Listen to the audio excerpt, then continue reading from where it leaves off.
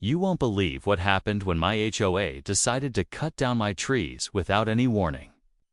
It all started with a simple disagreement over the landscaping, but things quickly spiraled into something way bigger than I ever expected.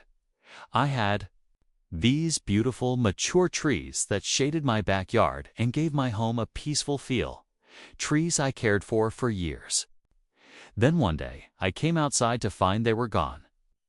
Just like that, the HOA had taken them down. No notice, no permission. Just chainsaws and silence. At first, I was furious and confused. Why would they do this? What gave them the right? I thought. HOAs were supposed to work with homeowners, not bulldoze over their property. But as I dug deeper, the story took an even stranger turn.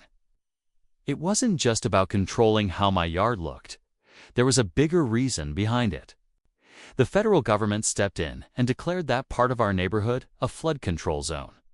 Suddenly, everything made a twisted kind of sense. The trees were right where floodwaters could gather, and apparently, they had to be removed. For safety? But here's the kicker. The HOA never told me this. No warnings, no explanations, just action, and then chaos. Neighbors started arguing. Tensions flared, and the HOA board was yelling at anyone who questioned them. The community was split, and I was left standing there, feeling blindsided and powerless. What's worse, the government's flood control declaration came as a shock to all of us. How did this happen without us knowing? And more importantly, what does it mean for the future of our neighborhood and for my property? Stick around, because the story doesn't end here. There's more to uncover about the HOA's motives, the government's role, and what I did. Next, you won't want to miss it. After the initial shock wore off, I started asking questions. I wanted to understand how the HOA had the power to just swoop in and remove my trees, especially when they hadn't even told me about the flood control zone. I found out that the HOA board had been meeting secretly with some government officials for months before anyone in the neighborhood knew what was going on. It felt like they were planning this behind our backs, and that made me even more suspicious. The flood control zone wasn't some new idea either. Apparently, it had been on the books for years, but no one had taken it seriously until recently. With all the extreme weather and flooding news, suddenly the government wanted to enforce the rules, and the HOA jumped at the chance to get involved. But instead of communicating with the homeowners, they just went ahead and acted like it was their decision alone. I started hearing from other neighbors, and many of them were upset but scared to speak out because they feared retaliation from the HOA. One of the most frustrating things was the way the HOA framed the whole situation like it was a safety issue and we should just be grateful for their quick action. But losing those trees wasn't just about shade or aesthetics. Those trees were part of my home's character, and some even believe trees help control flooding naturally. It felt like the HOA ignored that part completely. As tensions grew, I realized this wasn't just about trees anymore.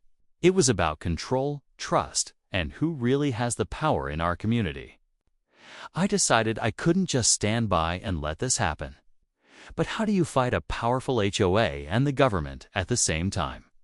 What I discovered next was something I never expected, and it changed everything.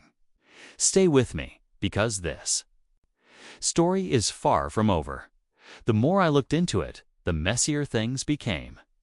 The HOA wasn't just some neutral party trying to keep the neighborhood safe. They seemed to be using the flood control zone as an excuse to flex their power. I started talking to people who had clashed with the board before. Some neighbors shared stories of unfair fines, sudden rule changes, and a board that didn't listen. It felt like the HOA was trying to control every inch of our yards and our lives. Under the radar, at the same time, there were folks in the neighborhood who agreed with the tree removal. They worried about flooding after some bad storms a few years back, and they thought the flood control designation was overdue. For them, The trees were seen as a potential hazard, blocking water flow or hiding weak spots in drainage. This division among neighbors made everything more complicated. Instead of coming together to find a solution, the community was split, some angry at the HOA's methods, others supporting the idea of keeping flood risks down no matter what. Then there was the federal government's role. I reached out to a local official to understand how the flood control zone was declared without homeowners being properly notified. The answer wasn't clear. It seemed like a lot of red tape and paperwork had been pushed through quietly, with little transparency. This lack of communication only added to the confusion and mistrust. Behind the scenes, the HOA board was getting defensive. They started holding emergency meetings and sending out notices, threatening fines for anyone who spoke out or refused to cooperate. The tension was real. Neighbors were afraid to openly challenge the board, worried about reprisals. Yet, everyone felt something wasn't right. I knew I had to dig deeper. What I uncovered next would reveal cracks in the whole system and put me at the center of a fight much bigger than just trees. The stakes were rising, and I wasn't sure who I could trust anymore. As the days passed, the atmosphere in the neighborhood grew heavier. Every conversation felt charged, like walking on thin ice. The HOA's threats weren't empty. Several neighbors reported getting fines for minor violations, and a few were even warned about possible legal action. People started avoiding each other, afraid that any slip-up might bring more trouble. I felt the pressure mounting too, but backing down wasn't an option. One afternoon, I decided to attend the next HOA meeting, hoping to confront the board directly. What I walked into was more than I expected. The room was packed with anxious homeowners, some visibly upset, others trying to hold back tears. The board members sat at the front, their faces tight and defensive. As I stood to speak, I realized this wasn't just about my trees anymore. It was about the community's future, about trust broken and voices silenced. I asked hard questions. Why were we never properly notified about the flood control zone? Why had the trees been cut down without warning? The board's answers were vague and rehearsed, deflecting responsibility and blaming regulations and safety concerns. But a few homeowners who had done their own digging spoke up, revealing emails and documents that contradicted the board story. Tensions exploded. Arguments broke out. Some people shouted that the HOA was abusing its power. Others insisted the flood risk was real and the board was only doing what needed to be done. The divide was raw and painful. At one point, the board threatened to call security, and the room nearly erupted. Outside, a storm was brewing, literally and figuratively. Rumors spread that the government might enforce stricter flood control measures soon, possibly leading to more tree removals and landscaping restrictions. The fear that this was just the beginning kept everyone on edge. I could feel that whatever came next would change everything in this neighborhood. And I had a feeling I was about to be caught right in the middle of it. As the days passed, the atmosphere in the neighborhood grew heavier. Every conversation felt charged, like walking on thin ice. The HOA's threats weren't empty. Several neighbors reported getting fines for minor violations, and a few were even warned about possible legal action. People started avoiding each other, afraid that any slip-up might bring more trouble. I felt the pressure mounting too, but backing down wasn't an option. One afternoon, I decided to attend the next HOA meeting, hoping to confront the board directly. What I walked into was more than I expected. The room was packed with anxious homeowners, some visibly upset, others trying to hold back tears. The board members sat at the front, their faces tight and defensive. As I stood to speak, I realized this wasn't just about my trees anymore. It was about the community's future, about trust broken and voices silenced. I asked hard questions. Why were we never properly notified about the flood control zone? Why had the trees been cut down without warning? The board's answers were vague and rehearsed, deflecting responsibility and blaming regulations and safety concerns. But a few homeowners who had done their own digging spoke up, revealing emails and documents that contradicted the board's story. Tensions exploded. Arguments broke out. Some people shouted that the HOA was abusing its power. Others insisted the flood risk was real and the board was only doing what needed to be done. The divide was raw and painful. At one point, the board threatened to call security, and the room nearly erupted. Outside, a storm was brewing, literally and figuratively. Rumors spread that the government might enforce stricter flood control measures soon, possibly leading to more tree removals and landscaping restrictions. The fear that this was just the beginning kept everyone on edge. I could feel that whatever came next would change everything in this neighborhood. And I had a feeling I was about to be caught. Right in the middle of it. The tension at that meeting was at its peak when I finally confronted the HOA board with evidence that showed they had withheld key information about the flood control zone for months.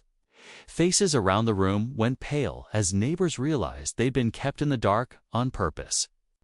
The board's defensive facade cracked, and under the pressure, one member admitted that the tree removal had been rushed to avoid public backlash once the federal declaration became official. They claimed it was for the greater good, but the damage was done. Just when it seemed like the board would face consequences, a surprising twist emerged. A local journalist who had been investigating the flood control project revealed that the government's declaration was itself under review. New findings suggested that the area might not actually be as high a risk for flooding as originally thought. In fact, some experts argued that the trees we lost were helping prevent erosion and flooding naturally, exactly the opposite of what the HOA had claimed. This revelation sent shockwaves through the community. The trust that had already been broken shattered completely. The HOA had acted hastily, without proper consultation or science backing their actions, all while using the government's authority as a shield. The federal officials quietly stepped back, promising to reevaluate the zone, but by then, the neighborhood was already divided and raw from the fight. What hit hardest was the realization that this wasn't just about trees or flood zones. It was about power and control, and how easily communities could be sidelined by those meant to protect them. As the meeting ended, promises were made to push for more transparency and real homeowner involvement in the future. But no one could ignore the scars left behind. Just as I thought the story was over, an anonymous tip landed in my inbox with documents that suggested even deeper layers of corruption, something bigger than the HOA and flood zone combined. It was clear this battle wasn't finished. Not by a long shot. After the meeting, the neighborhood slowly began to heal, but the experience left a lasting mark on all of us. The HOA board had to step down, replaced by new members who promised transparency and better communication. The federal government reopened the flood control zone assessment, this time involving community input at every step. We finally felt like our voices mattered again. Replanting the trees became a symbol of our resilience. Many neighbors came together to restore what was lost, not just with new trees, but with a renewed sense of community. We learned that, while rules and regulations are important, they have to be balanced with respect for the people they affect. The fight taught me that staying silent when something feels wrong only makes things worse. Looking back, the biggest lesson was about trust. How easily it can be broken when decisions are made behind closed doors, and how hard it is to rebuild. The flood control zone and the tree removal weren't just about safety or landscaping. They were about power and fairness in a community that we all call home. Though the anonymous documents hinted at bigger problems, many of us felt empowered to keep watching, asking questions, and standing up for what's right. Our neighborhood had changed, but so had we.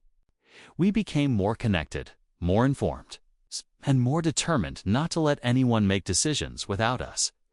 This story isn't just about one HOA or a flood zone. It's a reminder to all homeowners to stay engaged, to demand transparency, and to protect what makes a neighborhood more than just houses: the trees, the trust, and the people. Thanks for following along. If you've ever faced something like this or want to share your own story, let me know in the comments. In this together.